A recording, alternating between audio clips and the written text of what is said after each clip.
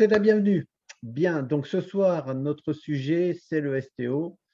Mais avant, il y a quelques éléments pour comprendre la notion de STO. Donc, on va être obligé de passer par quelques étapes avant d'aller directement au STO. Pour ça, je prends l'écran et je vais tout simplement positionner quelques acronymes qui sont, vous allez voir, sympathiques, on va dire ça comme ça.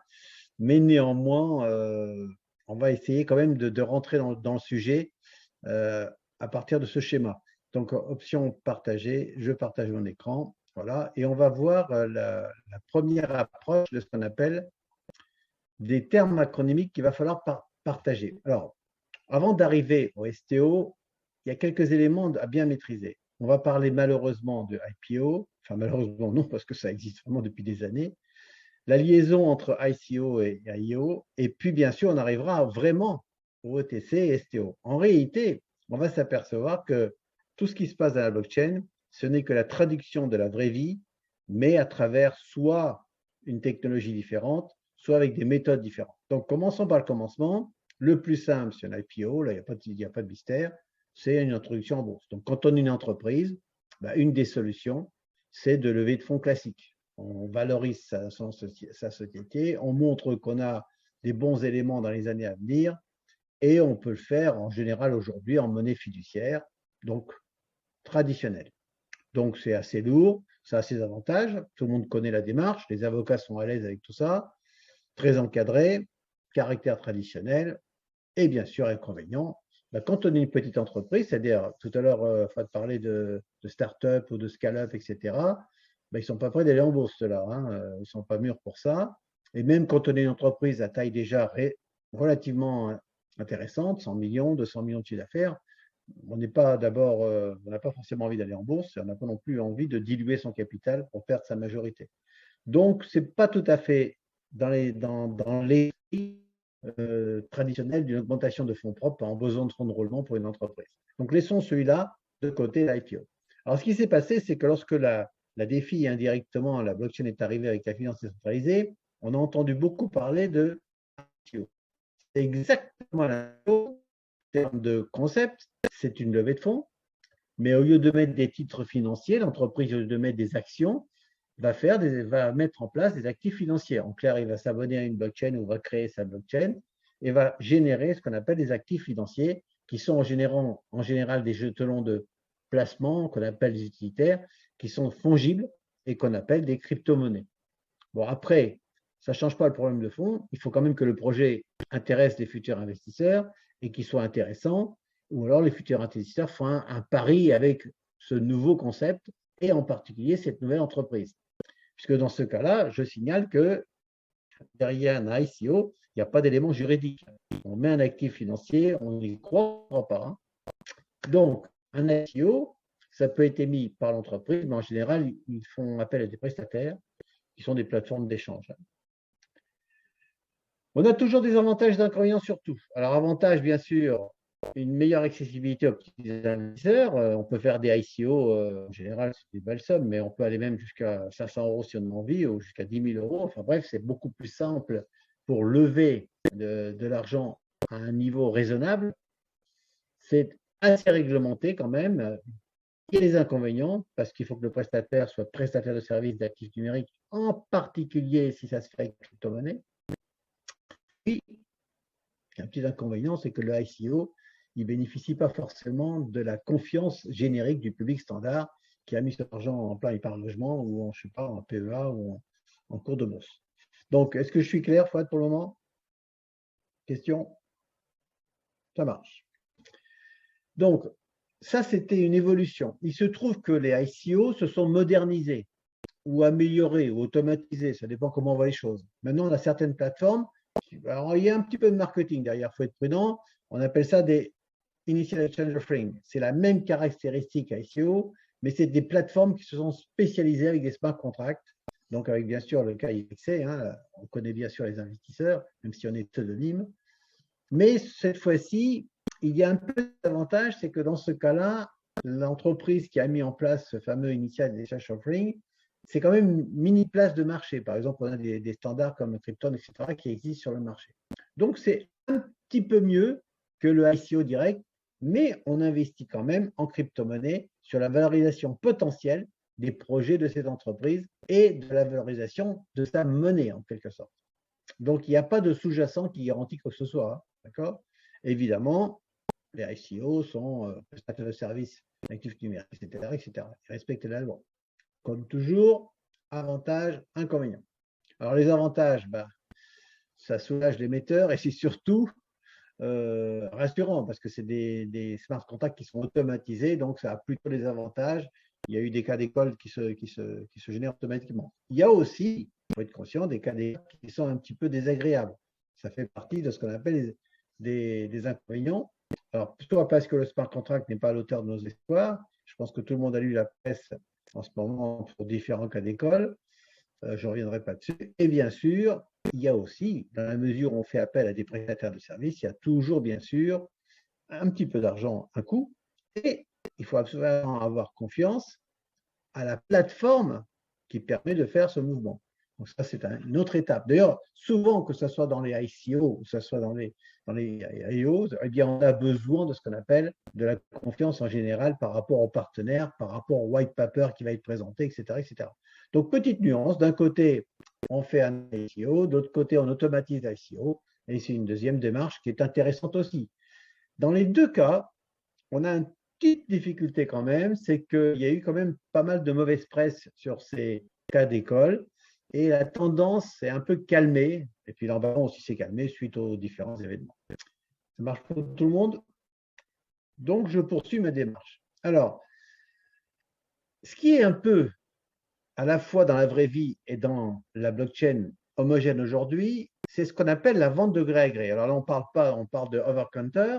Eh bien, ça veut dire quoi? Ça veut dire qu'aujourd'hui, sans parler de blockchain, si demain matin on crée une entreprise, on peut très bien échanger les titres de l'entreprise. Moi, je décide de faire une entreprise avec un capital de 100 000 euros, mettons 1 000 euros l'action, eh bien, je peux très bien prendre mes collègues, ce n'est pas de la love money, c'est déjà une entreprise structurante, avec un white paper, avec un projet, et je fais de la vente de compte de gré à gré, ça s'appelle, dans le monde classique, un OTC, d'accord? Donc, avec des actions, des devises, des produits dérivés, etc. Donc, pas de rapport direct avec la blockchain, mais on voit bien que dans ces transactions qui sont réglementées, autorisées, structurées, jusqu'à 8 millions maximum, je parle en monnaie fiduciaire là, 8 millions maximum, sans supervision d'une plateforme, d'accord? Et puis très peu de réglementation autorisée, mais très peu de contrôle par l'autorité des marchés financiers, où on n'est pas obligé de devenir prestataire de services agréés, etc., etc. C'est un marché libre d'acheteurs à vendeurs qui se mettent d'accord sur un prix. Évidemment, si c'est une entreprise décente, la valorisation de l'action sera à la base 0, c'est-à-dire 1 pour 1. Si c'est une entreprise qui existe, il y aura peut-être une prime d'entrée, mais comme c'est les acheteurs qui se mettent d'accord avec les vendeurs, ça ne pose pas de problème.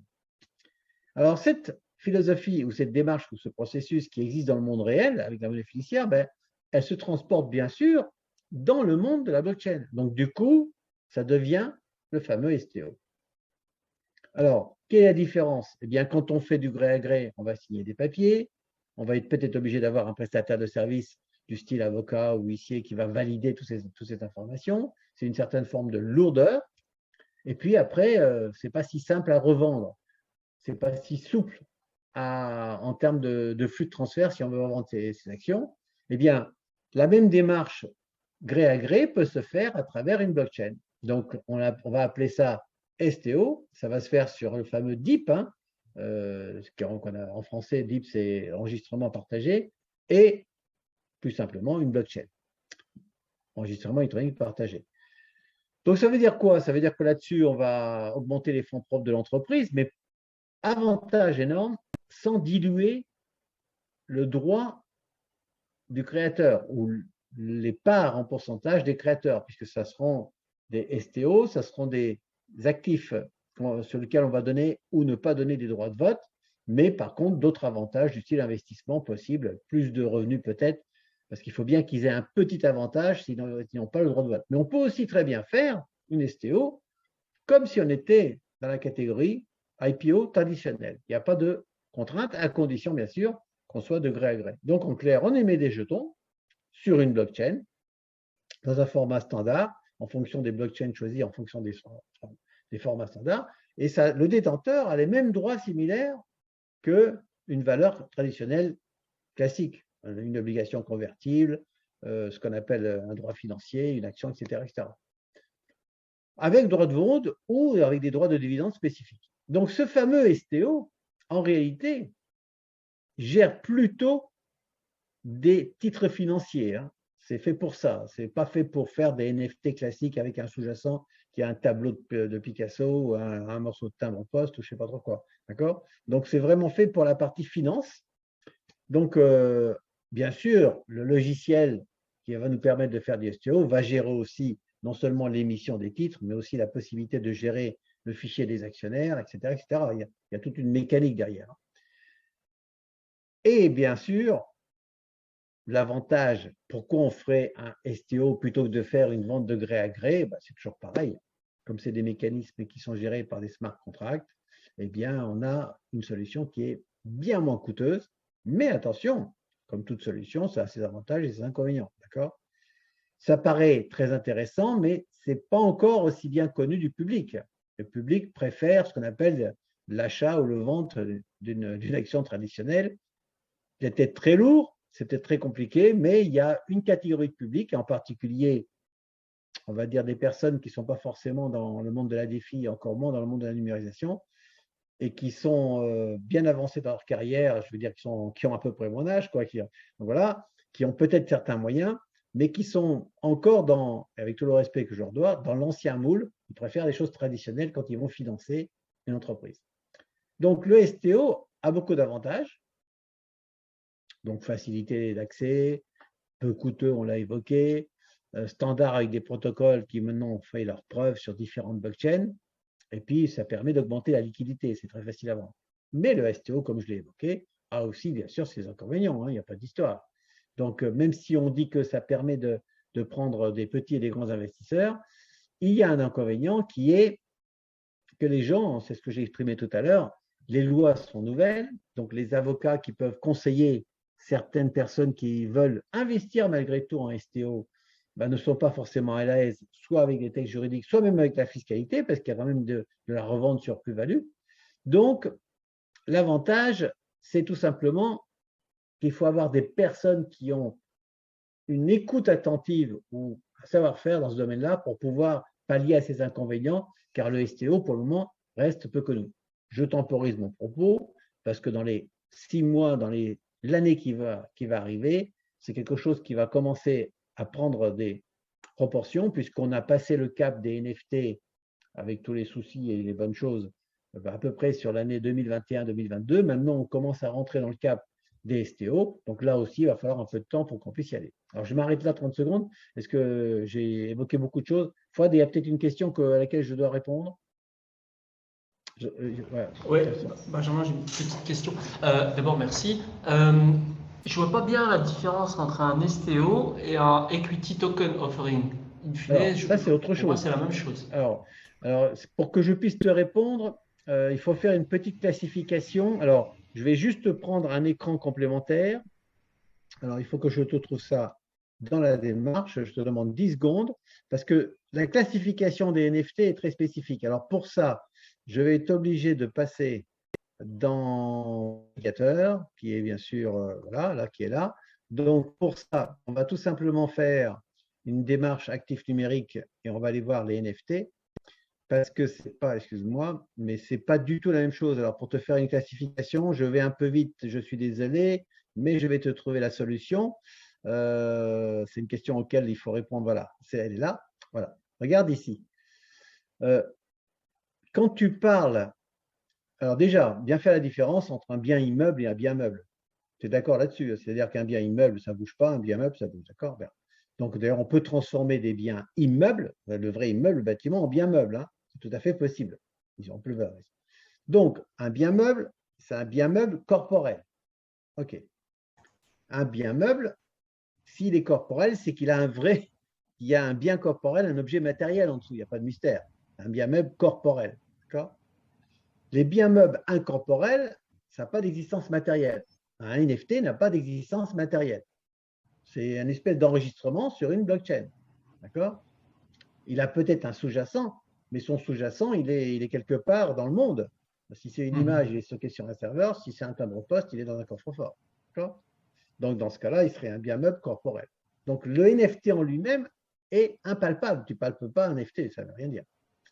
Donc, on peut transformer, comme je l'ai évoqué, un bien meuble en sous-jacent physique. On peut en faire un NFT, mais regarde un petit peu ce qui se passe.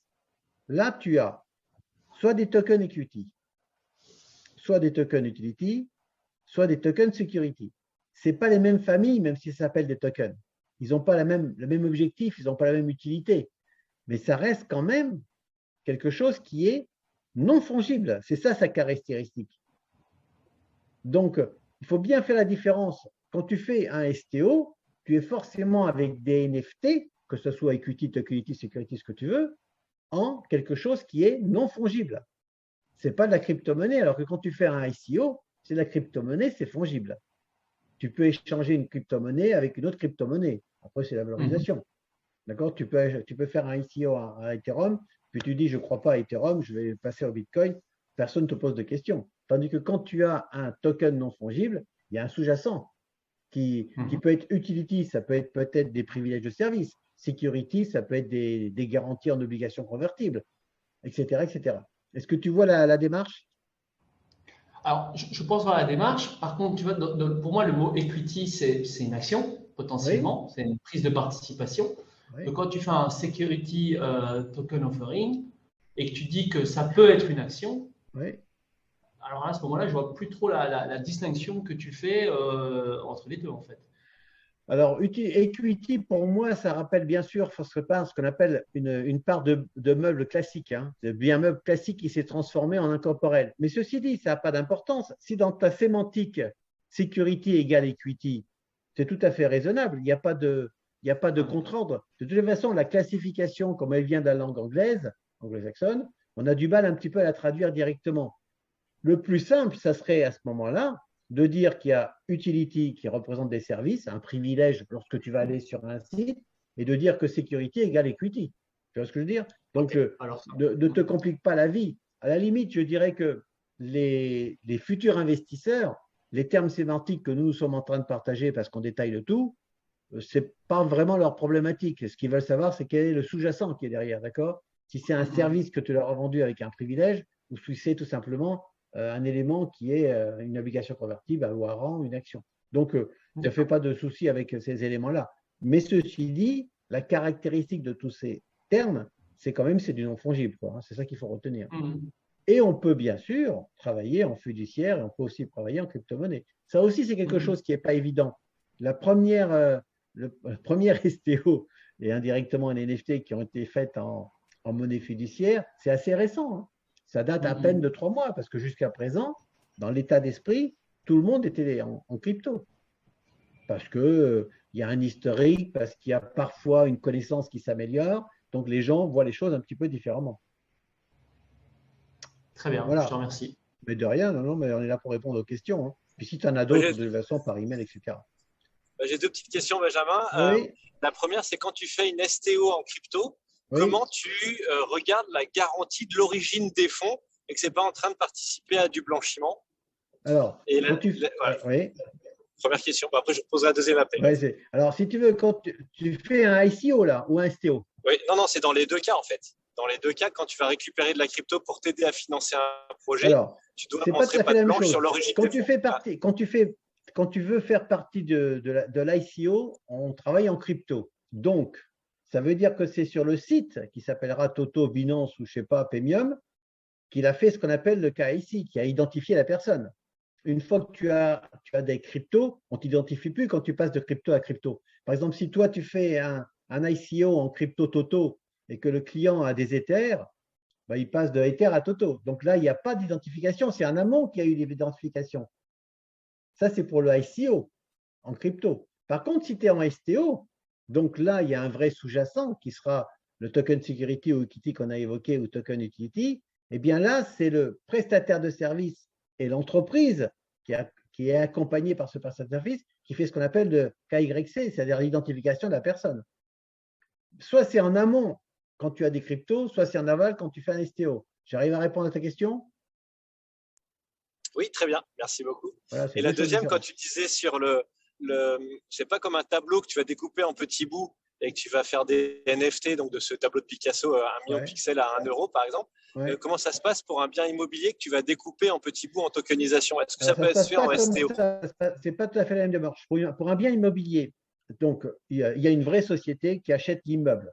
D'accord? Là, on cadastre, déclaration officielle, enfin, comme aujourd'hui. Alors, à partir du moment où la société est propriétaire de l'immeuble, à ce moment-là, il va créer une société, d'accord? Société qui va partager cet immeuble en parts d'actions, en tokens. Donc, en réalité, l'immeuble, il est bien enregistré dans le cadastre de monsieur de la ville en question et juridiquement. Donc, l'immeuble appartient à une société et la société tokenise l'immeuble.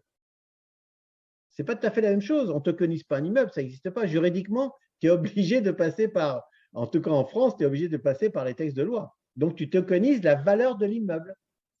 Et donc là, la tokenisation sous forme de STO ou de NFT? Alors, les NFT sont là. Alors, tu fais STO, c'est le terme juridique, et le STO est partagé en millions de NFT. Supposons que tu prennes un immeuble. Attends, je vais te donner un exemple. Quand on prend un immeuble, ça veut dire qu'on va titriser l'immeuble. On va le diviser en actifs réels. Titriser, c'est comme aujourd'hui dans la vraie vie. Sauf qu'au lieu de le faire en standard, le marché qu'on connaît, la titrisation, on a même des aventures pas possibles dans les années. Enfin bref, l'affaire Madoff, on connaît. Hein. Donc, ce qu'on vend aux investisseurs, ce sont l'immeuble qu'on a titrisé, c'est-à-dire on les a transformés en tokens avec le sous-jacent, qui sont les morceaux d'immeuble, c'est-à-dire un étage d'immeuble ou un appartement d'immeuble. Donc, on tokenise en prédéfinissant l'actif sous-jacent. Et en réalité, c'est pas on est propriétaire du token dont l'actif sous-jacent est un morceau de l'immeuble. Donc, en clair, aujourd'hui, on a par exemple des immeubles qui valent, je ne sais pas moi, 30 millions de dollars. On va diviser la propriété des actions. Donc, il y a une société qui est propriétaire de cet immeuble qui va diviser la propriété des actions qui sont en relation avec cet immeuble en 100 000 actions de 300 dollars, par exemple. Et à ce moment-là, il va vendre le token. Donc, le NFT est un sous-jacent du STO. Il faut bien séparer les choses. Hein. Le NFT, ce n'est que la représentation dans une blockchain de la propriété. Il faut qu'il y ait quand même un smart contract qui gère les droits et qui gère ce qu'on appelle le lieu géographique à qui appartient ce morceau d'immeuble. Est-ce que C'est j'arrive à ça que je répondre n'avais à ta pas question? compris. Oui, oui, tout à fait. C'est qu'en fait, le NFT, c'est la conséquence d'une STO. Voilà, ou le sous-ensemble, si tu veux. De toute façon, il n'y a pas de STO sans NFT, hein, ça c'est clair.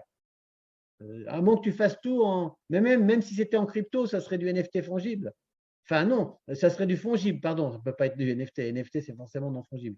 Mais dès qu'on parle d'immeuble, c'est du NFT qui est un sous-ensemble. Ce sont les jetons, tokens, du sous-ensemble du STO. STO, c'est un concept, hein, c'est un concept d'augmentation, de partage d'apport de fonds propres en NFT ou en warrant ou en action. Hein. Alors que le NFT, ce n'est pas un concept, c'est vraiment un enregistrement sur une blockchain qui donne la propriété et l'identification de la personne. J'arrive à Oui, là, j'ai répondre? mon sous-jacent. Oui, tout à fait. Là, j'ai mon sous-jacent qui est, je vais percevoir un pourcentage des loyers en fonction du pourcentage de ma Voilà. titrisation que j'ai Pour récupérée. ça, il faut qu'on regarde, et d'ailleurs, c'est ça le drame des NFT aujourd'hui. Il faut absolument que quand quelqu'un achète un NFT, premièrement, il faut qu'il connaisse son sous-jacent. Deuxièmement, il faut qu'il regarde le smart contract qui gère avec les règles juridiques les règles sous-jacents. Parce que quand tu achètes un NFT, je prends l'exemple que tu as donné tout à l'heure d'un pixel du tableau, enfin un tableau, on ne va pas prendre un pixel, un tableau ou une image que tu as acheté. Si tu as acheté l'image, tu es content parce que tu as la propriété, mais si tu ne peux rien en faire, parce que dans le smart contract qui accompagne cette image, il est marqué qu'on n'a pas le droit de reproduire, qu'on n'a pas le droit de l'imprimer sur un stylo ou sur une tasse de café, ben oui, d'accord, donc tu ne peux pas exploiter ce que tu as acheté. Donc, il ne faut pas regarder uniquement le NFT et son sous-jacent. Il faut regarder le NFT et le droit qui gère cet NFT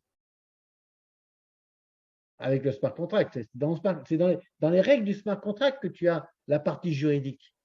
Pardon. Oui. Le gros risque, en fait, c'est dans la lecture des smart contracts. Voilà. Donc, en réalité, quand tu fais un smart contract, il faut faire déjà un document juridique, comme un vrai papier, quoi, qu'il faut transformer en un programme informatique qui va gérer cet NFT dans la blockchain Toto. Fouad, une question peut-être par rapport à ça? Il n'y a pas de micro. Très clair. Très clair, ça marche. Bon, Bon, voilà, donc moi, ce que je voulais partager avec vous, c'est, je reprends l'écran. J'étais sur mon écran STO, donc les avantages et inconvénients, j'étais à ce niveau-là. Donc, si vous voulez interrompre, Fouad ou Samuel, il n'y a pas de problème. Donc, ici, on a, alors, avant de faire une STO, on a compris la différence entre IPO, ICO, STO, etc. Il faut se poser des questions, d'accord? Donc, on en a parlé plusieurs fois. Quelle est la contrepartie? Quel est le sous-jacent? D'accord? Donc, ça, c'est indispensable de vérifier ça.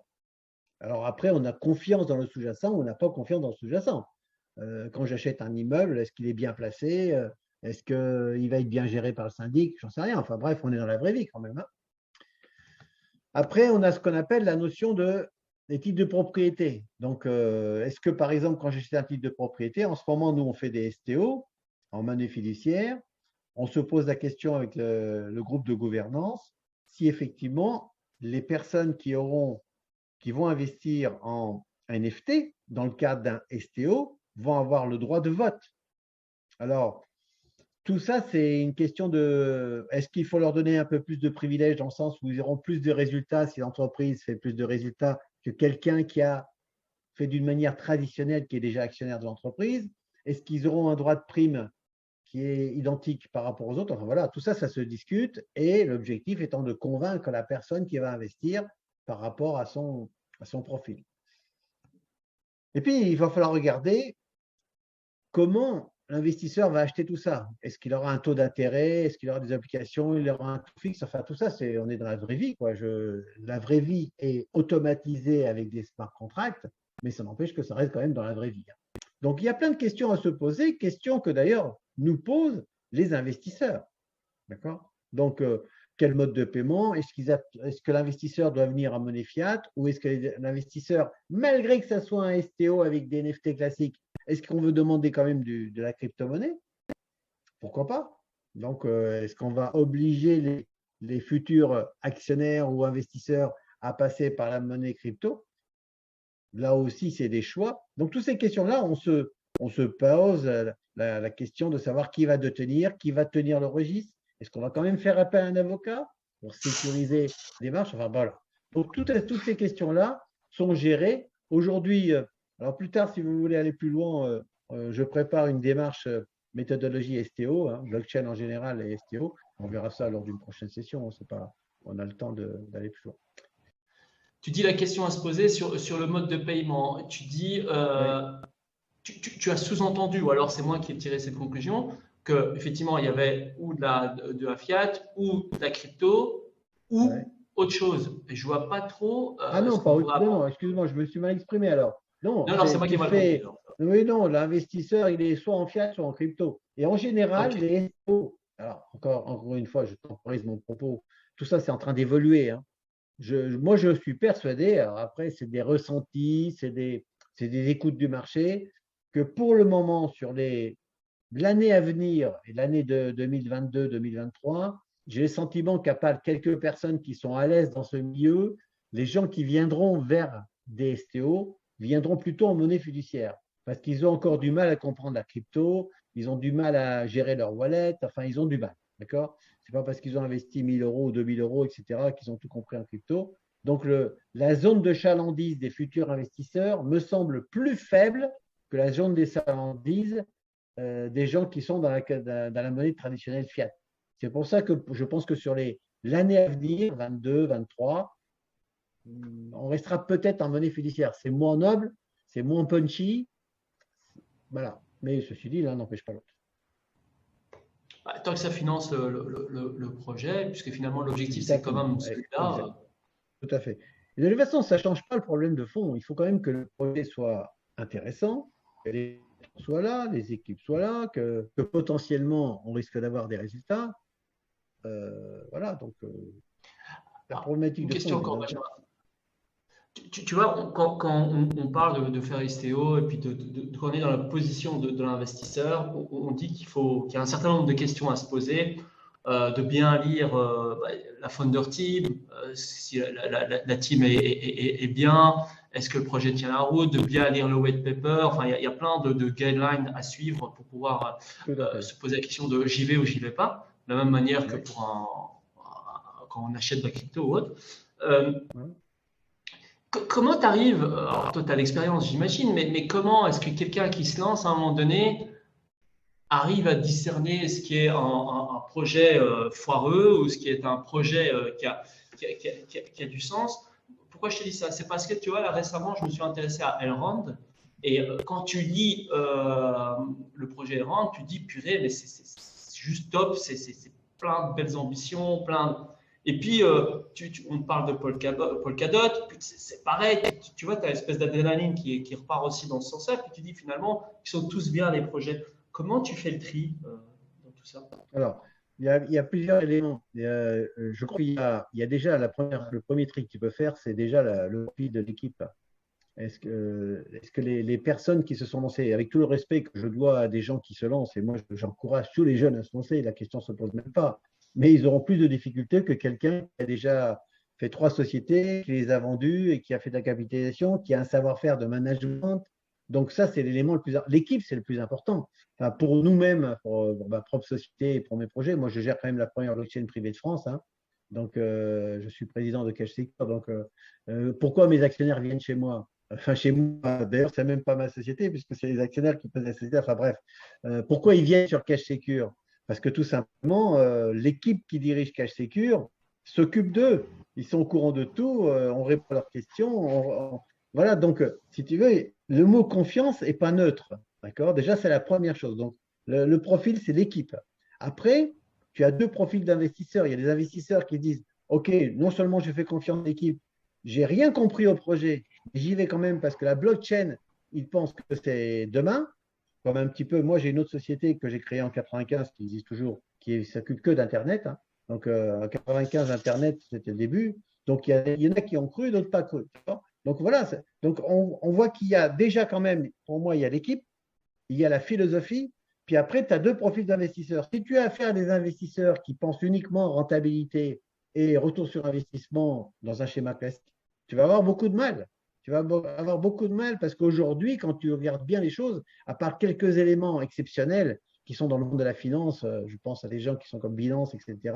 Et puis parce que pour le moment, les preuves ne sont pas faites encore. Hein. La rentabilité n'est pas encore faite. Hein. Donc, ça veut dire que les investisseurs que tu vas trouver partagent un projet sur lequel ils vont croire à l'équipe, vont espérer que l'équipe a bien réalisé son schéma et ils vont investir avec une part de risque. Mais ça fait partie du rôle d'investisseur. Un investisseur qui a 100 000 euros va investir 10 000, 10 000, 10 000, 10 000 en en faisant une bonne analyse.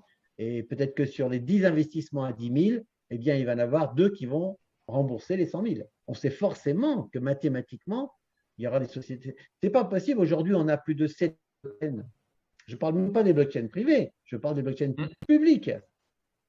Donc, il ne faut pas se faire. Dans les 7000, tout le monde ne pourra pas vivre. C'est impossible, même avec la meilleure volonté du monde. Donc, pour répondre à ta question, comment tu fais ton analyse? Déjà, premièrement, tu as fait ton analyse en lisant le white paper, etc., le projet.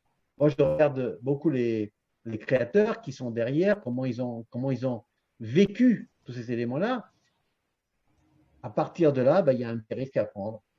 Il y a parce que s'il n'y avait pas de pari à prendre, s'il n'y avait pas de risque à prendre, eh bien, on investirait tous sur la même blockchain. Alors, pour se rassurer, tout le monde va choisir Ethereum comme ça on est tranquille. On est à peu près sûr que. Mais ce n'est pas parce qu'Ethereum va tourner que ça sera le futur. Il n'y a personne qui a la vérité. Regarde un tout petit peu l'historique d'Internet. Souviens-toi d'American Online. Souviens-toi des moteurs de recherche qui s'appelaient. Je ne sais pas quoi. Ils étaient des leaders. Alors, Caramel. Je ne sais pas si tu as vécu ça, mais moi, j'ai connu. Et voilà, donc c'était quand même des leaders. Soit ils se sont fait racheter, soit par la gestion de leur. Donc aujourd'hui, on va avoir le même phénomène. Donc la réponse n'est pas simple, hein. Mais ça mérite analyse. En tout cas, c'est vrai que ça mérite analyse. Voilà un début de réponse, en tout cas. Parce que tu vois, tu prends l'exemple de l'IPO ou de la levée de fonds classique en seed ou autre, tu as quand même des benchmarks. Tu sais t'appuyer sur ce qui a été fait ailleurs. as des KPI que tu peux aller chercher en termes de valorisation. Donc, Tout à fait. c'est plus quantifiable. Or, ici, c'est un peu, on verra Tout à quoi. fait. On est au début d'une histoire, on est au début d'une histoire toute jeune. Tu sais, quand les sites internet sont arrivés, ben, on se posait les mêmes questions. D'accord? On se posait exactement les mêmes questions. Donc, tout ça, pourquoi d'ailleurs les gens investissent dans la blockchain? Je parle des blockchains pas forcément privées, je parle des blockchains à risque, comme on dit. Parce qu'ils pensent, à tort ou à raison, que l'équipe est bonne, le projet est bon et que c'est eux qui vont gagner la bataille. Bon, donc, il faut trouver la blockchain qui va gagner la bataille dans le magma que nous sommes en train de vivre. Par exemple, bon, là, il y a un exemple qui est arrivé, là, qui est tout récent. Ces gens-là ont cru dans cette blockchain, ils ont investi parce qu'ils pensaient que l'équipe, je ne connais pas ce dossier-là à fond, donc je ne veux pas en dire, mais en tout cas, ils sont aujourd'hui, on va dire, déçus. Il y en aura d'autres des déçus, puis il y aura aussi des gagnants. Ouais, voilà, c'est un énorme challenge par rapport à tout ce que Si tu veux accompagner une entreprise ou toi-même investir, il n'y a pas de règles du jeu traditionnelles. Il y a par exemple des sociétés qui commencent à se mettre en place pour vérifier que les smart contracts sont juridiquement valables. Il y en a 2 qui viennent de se créer. En clair, il y a beaucoup aujourd'hui aussi ce qu'on appelle des vendeurs. Vous savez, quand on recherche le pétrole, il y a les vendeurs de pelles et celui qui cherche le pétrole. Il y a beaucoup aujourd'hui de sociétés qui sont tout à fait des consultants, des accompagnateurs, des calculateurs de frais fiscaux, d'aide à la réflexion.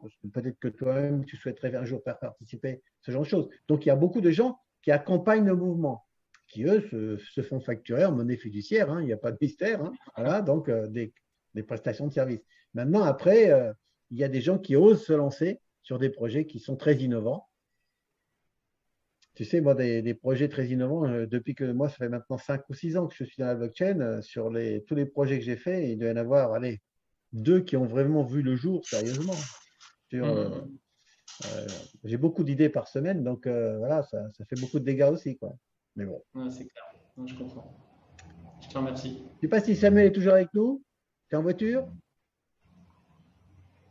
On l'a perdu, je crois. Oui, je suis avec vous. Non, je suis avec vous.